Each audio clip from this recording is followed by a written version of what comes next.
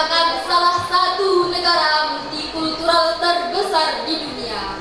Wilayahnya terbentang dari Sabang sampai Merauke, dari Miangas hingga Pulau Rote. Terangkai padu untaian Zamrud Khatulistiwa membentuk kedaulatan wilayah bangsa Indonesia. Dihuni lebih dari 275 juta jiwa, terdiri dari 1.331 suku bangsa dengan 652 bahasa yang beraneka, adat istiadat yang tak terbilang jumlahnya, serta keyakinan agama yang berbeda. Semuanya adalah realitas keberagaman yang menjadi berkah bagi negeri tercinta Indonesia. Orang Bugis bangga dengan perahu pinisinya, orang Sunda bangga dengan angklung dan keindahan alamnya. orang Melayu bangga dengan pantun dan adat istiadatnya yang penuh nilai kesopanan. Indonesia merupakan salah satu negara di mana berbagai agama hidup berdampingan dengan baik. Tapi sayang seribu sayang, multikulturalisme ini masih menyisakan tantangan besar bagi bangsa Indonesia. Multikulturalisme ini masih dibumbui fanatisme suku yang masih membelenggu, fanatisme agama yang masih menggora, mengoyak dan menyayat hati bangsa. Lalu bagaimana cara kita merawat persaudaraan di tengah keberagaman ini? Sebagai jawabannya, izinkan kami menyampaikan syarahan Al-Quran yang berjudul Merawat Persaudaraan di Tengah Masyarakat Multikultural. Untuk itu hadirin, marilah kita dengarkan firman Allah dalam Al-Quran surah Al-Hujurat ayat 13 sebagai berikut. A'udzu billahi minasy syaithanir rajim.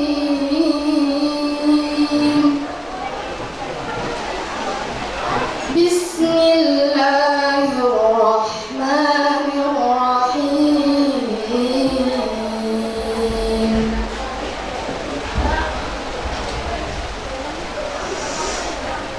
Ya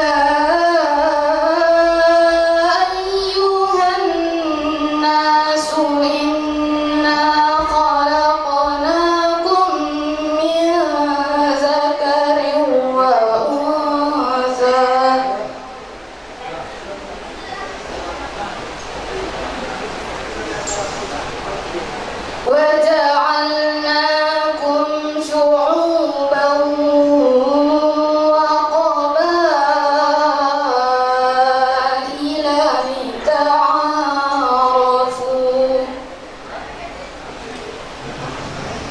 إِنَّ أَكْرَمَكُمْ عِندَ اللَّهِ أَتْقَاكُمْ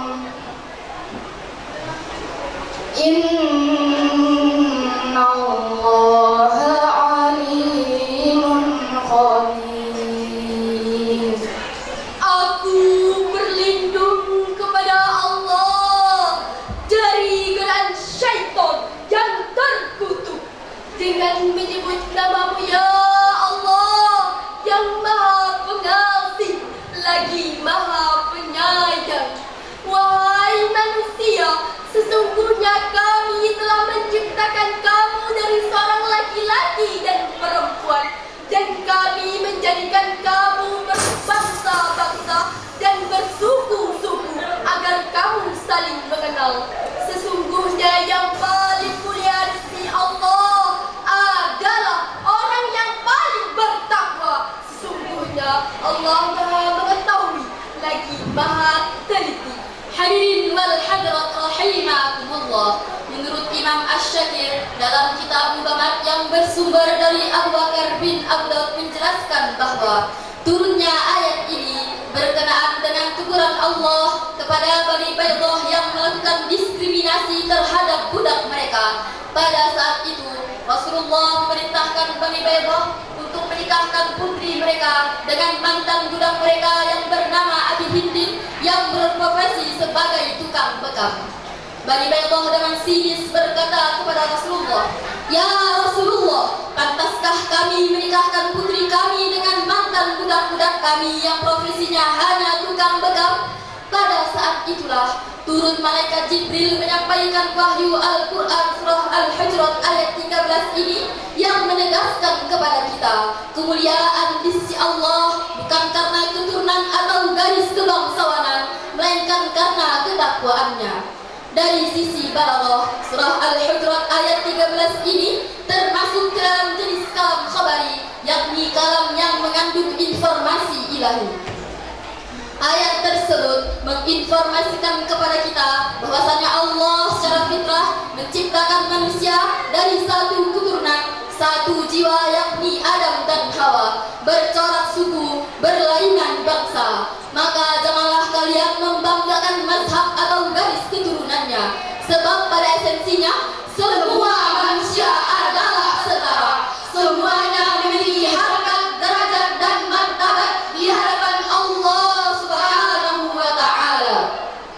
Lantas timbul pertanyaan hadirin, apakah fungsi Allah menciptakan manusia beraneka ragam?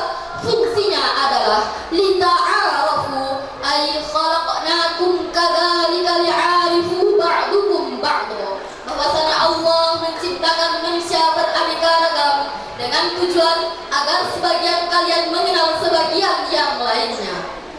Sedangkan menurut Sayyid Qutb dalam tafsir fi Zilalil Quran jilid 10 halaman 421 sampai 422 menjelaskan bahwa lita'arafu adalah keharmonisan dan saling mengenal agar tidak saling bermusuhan karena perbedaan suku, tidak saling bermusuhan karena perbedaan ras, dan tidak saling bermusuhan karena perbedaan agama.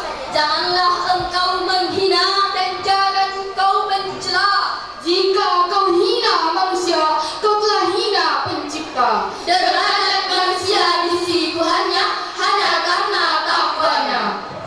Hadirin, keberagaman di negeri kita bagaikan 5 jari. 5 jari ini berbeda bentuk, ukuran dan fungsi, tetapi tetap satu kesatuan. Kesempurnaan 5 jari terletak 5 jari saling bekerja sama sesuai fungsi dan tugasnya. Perbedaan bentuk, ukuran dan fungsi bersinergi membangun kekuatan dahsyat untuk membangun peradaban. Bahkan perbedaan tersebut menjadikan tangan begitu indah. Oleh karena itu, sudah saatnya kita saling bersanding bukan saling menuding. Saatnya kita saling mendidik bukan saling membidik. Saatnya kita saling membina bukan saling menghina. Mari kita bersatu padu, kita junjung tinggi semangat Bhinneka Tunggal Ika.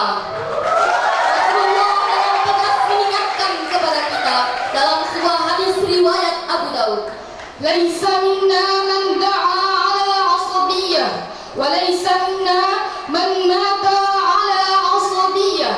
bukan termasuk golongan umatku orang yang menyukai fanatisme kesukuannya, dan bukan termasuk golongan umatku orang yang mati karena mempertahankan fanatisme kesukuannya. Lantas timbul pertanyaan hadirin, bagaimana cara kita merawat persaudaraan di tengah masyarakat multikultural? Jawabannya terangkai indah dalam Al-Quranul Karim surah Ali Imran ayat 103 sebagai berikut. وَاعْتَصِمُوا بِحَبْلِ اللَّهِ جَمِيعًا وَلَا تَفَرَّقُوا وَاذْكُرُوا نِعْمَةَ اللَّهِ عَلَيْكُمْ إِذْ كُنتُمْ أَعْدَاءً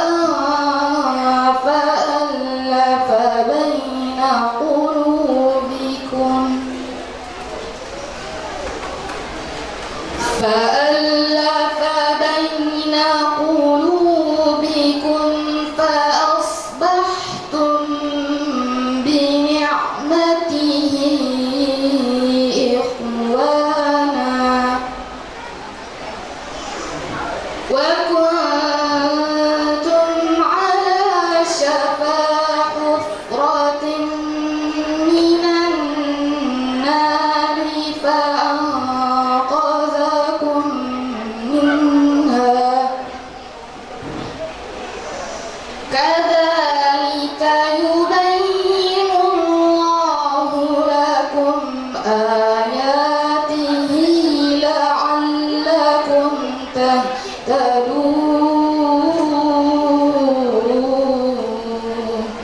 صدق الله العظيم. Berpegang teguhlah kamu semuanya pada tali agama Allah.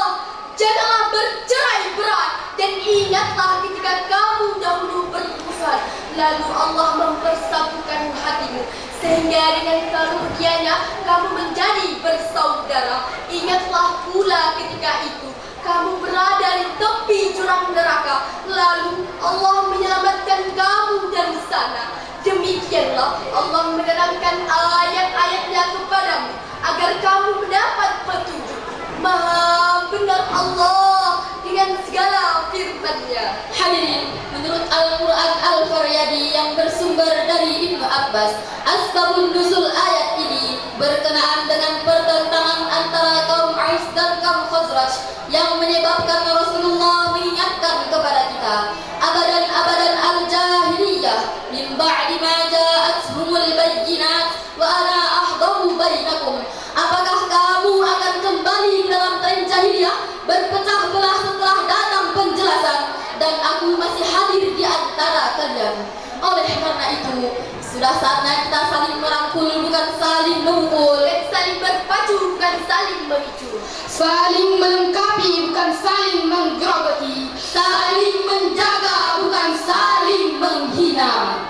Dengan demikian, dari syarahan ini dapat kita ambil kesimpulan bahwa yang pertama, perbedaan yang ada di negeri kita merupakan fitrah sekaligus rahmat Allah Subhanahu wa Ta'ala yang patut kita syukuri, kita jalani, dan kita nikmati dengan sepenuh hati. Dan yang kedua, kunci kesuksesan suatu negara adalah melestarikan dan menjaga keberagaman, yaitu dengan memiliki prinsip toleransi yang tinggi, menjaga persatuan dan kesatuan. berlayar perahu menuju seberang, Tiba di dermaga saat senja, beda suku bukan penghalang, karena persaudaraan